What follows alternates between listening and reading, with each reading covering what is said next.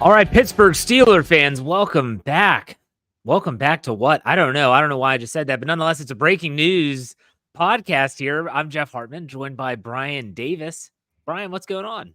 Hey, it's good to be here, Jeff. Wow, 2024 is in full swing. There's so much talk with the Pittsburgh Steelers and every other team around the league, but in the 724 and the 412 and surrounding areas, just hey, forget about that. In Steeler Nation, talk is about players and who's coming in. And Omar Khan, Andy Weidel, Sheldon White, that entire gang is putting together a plan right now. Absolutely. And you mentioned this and you alluded to this in this morning's bad language that there would be this podcast coming up today. You are going to get the Steelers fix a little bit later than usual this afternoon. That's still happening. But this podcast, we got words of whenever we do these breaking news podcasts, unless it's the Steelers signed a free agent, unless it's the Steelers NFL draft pick, this is typically sourced information. And so if you've been following these type of podcasts throughout the season and the off season, you should know one thing. We are right way more than we're wrong. And our source is 100% reliable. I've had people try and guess the source. No one has guessed it yet. And I'm not saying it, nor is Bryan. And so what we have to understand is that this source is credible. This source has validated almost everything that they've given us so far. And so therefore, we have no reason to doubt the source. Now, today, the source, hey, we got a phone call. And this was talking a lot about quarterbacks. And that's been a topic of discussion on not just our podcast platform. Hell, I did an entire podcast on Monday with Chris Carter on Let's Ride about quarterback options, but also nationally. And the one thing that has been impressed upon us is that it's time to put some of these rumors and this speculation to bed and saying that, look, it's just not going to happen. The first thing that we need to put to bed is the Justin Fields talk. The Justin Fields talk has been running rampant since the season ended. Bryan, you've been very, very devout and you were saying like, this is not going to happen. Now, I was the one that our preview last Thursday night, I said, hey, let's not say that this is out of the realm of possibility. You said, I just don't buy it. That's fine, to each their own. But now we're hearing this isn't happening. This is not going to happen. So, Bryan, you were right. Congratulations. Wow, sun shines on a dog's butt every once in a while, and I understand that. But you know what? This is something that we've seen writing on the wall. We have talked to our source in the past about the quarterback situation, on what they're looking at, and it's almost specific. And the specificity of the whole thing is this. They're looking for a veteran quarterback with starting experience to come in and push Kenny Pickett. They are not looking to replace Kenny Pickett. They're looking for another option, see what sticks to the wall and what works. And that's all going to come out in the lab. For everybody that says that, well, Mike Tomlin is protecting Kenny Pickett because he was a first-round draft pick, that's just not true. They're going to go with the best quarterback, and they're looking for certain things. If you bring in Justin Fields, what are you going to do? You're bringing in a quarterback that has had some very good games and has had some struggles and turns over the ball a lot. Yeah. You're not going to bring him in to battle a young quarterback who's had some struggles and had some very good games, but doesn't turn over the ball a lot. So that's kind of one of those things for me. When you look at the national media and you look at people that are just looking at a spreadsheet and saying, this is what the Steelers need. Well, that's just not the case, because this fits. This guy's available. Mike Tomlin liked him way back at the combine, liked him in college. Mike Tomlin's liked a lot of quarterbacks and a lot of players. So has 31 other GMs, head coaches, and front offices. So this is why that we're going ahead and saying the Justin Fields talk is not going to happen. So just stop the talk. And if you're looking at putting out a narrative out there, it's just not one to put out, because it's never going to come into fruition. Well, and there's probably we have a devout listener, fan base, viewership, whatever you want to call it, at the Steel Curtain Network. And there's probably people that have been paying attention and they listen to us, and they're probably listening to us saying, you two clowns were on here just over a month ago saying how all options are on the table and they're going to be looking. Yeah, all options were on the table. But at the same time, it also comes down to the fact that it has to fit. It has to fit. You cannot just force a square peg into a circle hole. And what I mean by that is that, so like another name out there that's not going to work is Kirk Cousins. It's going to cost too much money. It's going to cost way too much money. And the capital that they would have to give up to trade someone for someone like Justin Fields, which let's not even talk about contract issues that would then come with Justin Fields with the 5th-year option, et cetera, et cetera. It just doesn't fit. And so it's not that the Steelers wouldn't love to have a Justin Fields on their depth chart or anything like that. It's that it just doesn't work that way. And so it's time to put some of those narratives to bed. Now, that doesn't mean that they don't have priorities.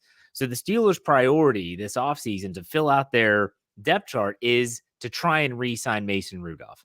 That is a priority for them. And they're not ruling out another veteran, someone like a Russell Wilson, only if Russell Wilson can get a veteran minimum deal. And people have asked me this all the time on social media. How can he have a veteran minimum deal? Well, he's guaranteed money by the Denver Broncos. And so unless he says, look, y'all don't owe me that money, I'm just going to go, I'll join another team and we'll deal with the contract there. That's very unlikely. He's probably going to say, you know what, screw you guys. Now I'm looking for a new home. Should have been in Denver longer, in his opinion. I want all that money. Therefore, I'm going to be getting that money. I don't need as much money from my new employer. If he would be willing to, and that's a big if, he could basically come in on a veteran minimum deal. But that would probably only happen if the Steelers are not able to re-sign Mason Rudolph for whatever reason. Maybe it's the fact that maybe he gets a more lucrative offer somewhere else. But other than that, they're probably going to go down the road, Brian, we've talked about a lot, like the Ryan Tannehills, maybe the Jacoby Brissetts. I would even say, I brought this up on Monday, even like a Joshua Dobbs as a QB3. I think that's a great pickup. It would be a great move. He's a very smart guy, can help out whoever's on the roster. Hell, he helped out Ben Roethlisberger towards the end of his career. What are your thoughts on all that, Brian?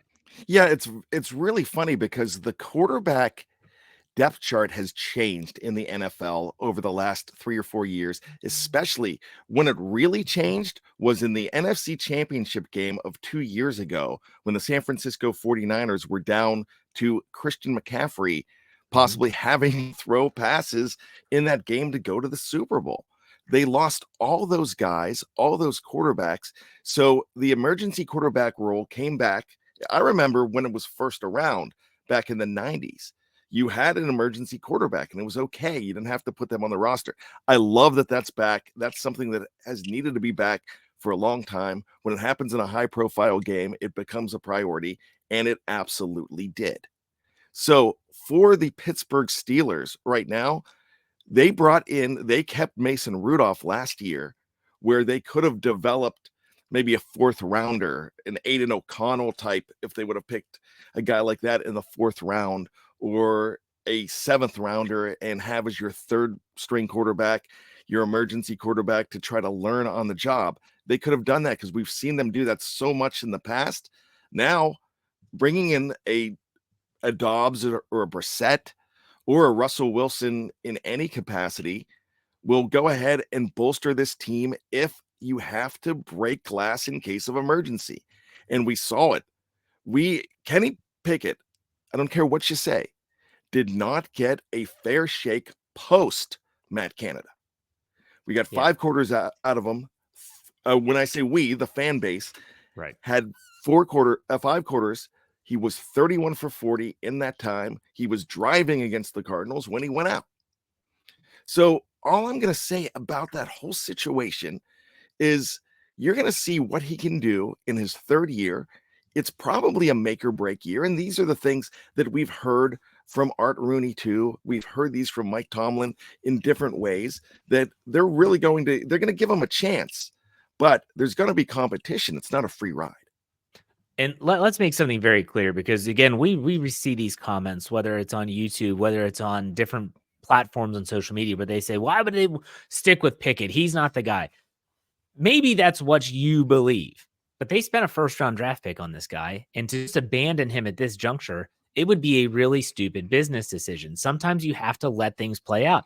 That doesn't mean that you're throwing the white flag of surrender up on this season. You want to bolster your lineup so that if it doesn't pan out, you have a plan B, or maybe Kenny Pickett is the plan B. So in other words, maybe Mason Rudolph does win the starting job if they can bring him back into the fold. Kenny Pickett would then slide into the backup role. Do I think that's going to happen? Probably not, meaning I think Kenny Pickett is probably going to start in 2024. That's just me. That's just me talking. That's not the source. Just the fact that I think the Steelers are going to give Kenny Pickett every opportunity to succeed.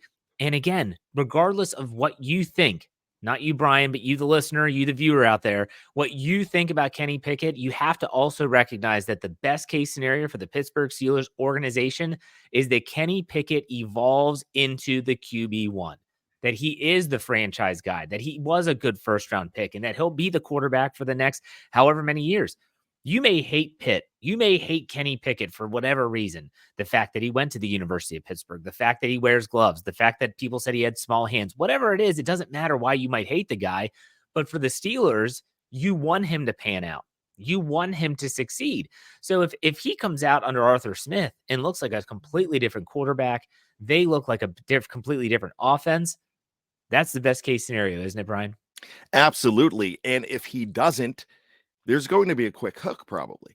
Yeah. There in year number 3, that's when you go ahead and say, all right, this is where we are. It's time to make a decision. And if you bring back a guy like Mason Rudolph, then he is going to get every opportunity to win this job as well. He really will this time around. A lot of people were complaining, well, he didn't get a chance last year. Well, no, he didn't. But for what he did towards the end, he earned that chance. But the thing about it, there were not a lot of callers last year for Mason Rudolph. He came back to the Pittsburgh Steelers, and both teams, when I say both teams, both sides needed an opportunity at that position, and he needed a personal opportunity. He got it. He made the most of it. But you're just not going to hand him the number 2 spot, where especially when everybody looked half decent during preseason and Kenny Pickett looked like the next quarterback. The last thing I'm going to say about this before I let you have your final thoughts, Bryan, is something that your co-host on the Here We Go Steelers show and my co-host on the NFL Whip Round on our FFSN NFL feed, Kevin Smith, said when we talked about the Steelers quarterback situation from an NFL perspective, you talked about it from a Steelers perspective, is he said essentially, I'm not sure if you can actually have an open quarterback competition in the NFL, meaning that the starting quarterback needs so many reps that if you were to split those reps, are you kind of just killing yourself from the inside out? And that's something that's also worth having a discussion. Let's say Mason Rudolph does get re-signed, and maybe it's a 3-year deal, or maybe it's a 2-year deal. Who knows what that looks like? But a ramification of that is, would any quarterback get enough repetitions to truly prove themselves? They would have a lot of time, both in mini camps and OTAs, to prove themselves. Training camp obviously would be very heated, and it'll be interesting to see how Mike Tomlin splits that up. But Bryan, what are your final thoughts on this? My final thoughts are the Steelers are going to bring in the right guy that they believe is going to either push Kenny Pickett or be there to go ahead and seize the job if Kenny Pickett is not working out. And we've already said that on the show. The Russell Wilson, you might want to put him on the top of the list if it kind of works out, if it could work out financially. And the Pittsburgh Steelers aren't going to go ahead and say that, all right, it's our way or the highway. They will be creative with it as well. You know that. But the Russell Wilson did not get a good shake in the city of Denver. I really don't think he did. And whatever you think about him, it's the idea that the guy's a winner. The guy has played in 2 Super Bowls. He has won 1, and he has been an MVP.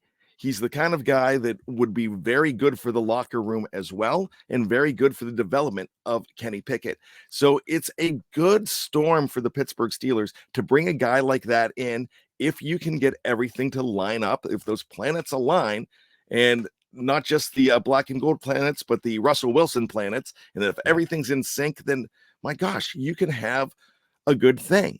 But it's not the end of the world if you bring in a guy like Ryan Tannehill. It's not a big It's not a bad thing if you bring in a Jacoby Brissett or a Joshua Dobbs or any of those quarterbacks that we talked about. You're just not going to bring in similar to Kenny Pickett. You're going to bring in a veteran presence that has been there and done that, and that could be Mason Rudolph. And with that, you're going to see if year 3 is a gateway for Kenny Pickett to greatness, then all of this will be just a step in the progression of Pickett. Exactly. Well said. And so we'll be talking about this, I'm sure, in the coming weeks. And I'm sure at the Steel Curtain Network, we're going to digest all this information, which comes directly from our source within the Steelers organization. And the next time we come on here for one of these breaking news podcasts, you should know what that means. It means that we're hearing something. So take that for what it's worth. But Bryan, thank you for your time, folks. Make sure you check out all of the Steel Curtain Network's content and coverage wherever you get your podcasts by searching Steelers or Steel Curtain Network. Check us out on YouTube, Instagram, Twitter, Facebook, all those places by searching Steel Curtain Network. We'll see you next time on another breaking news podcast.